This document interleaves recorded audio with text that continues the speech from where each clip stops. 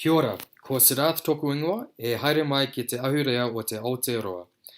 My name is Siddharth, and welcome to New Zealand, the land of the long white cloud. The most famous New Zealander of all time is undoubtedly Sir Edmund Hillary. Sir Ed was the first person to climb Mount Everest, and he did this with his friend and Sherpa, Tenzing Norgay. This great achievement only helped him to achieve even greater things. He created a foundation after climbing Mount Everest, and using this foundation, he helped to alleviate the Sherpa people in Nepal. He is constantly ranked in Times Magazine greatest people of all time, and he is what New Zealand stands for: humble, hard-working, and helping those in need. New Zealand was the first country to allow women the right to vote, and this was largely due to one lady, Kate Shepherd.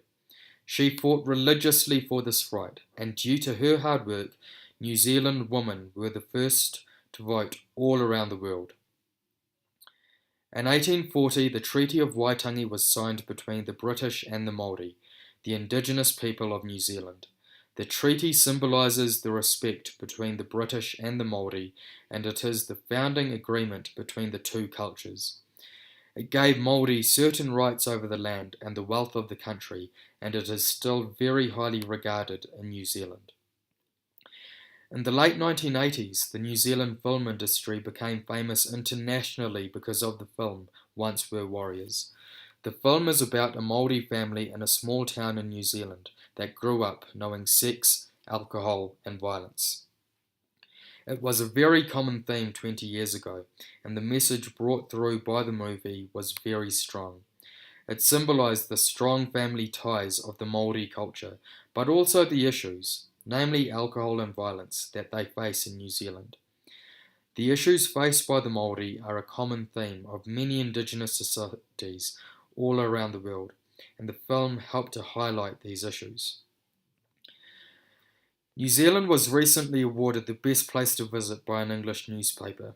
In my opinion, this is because of the clean, green image of the country and the amazing views one can experience almost anywhere in New Zealand.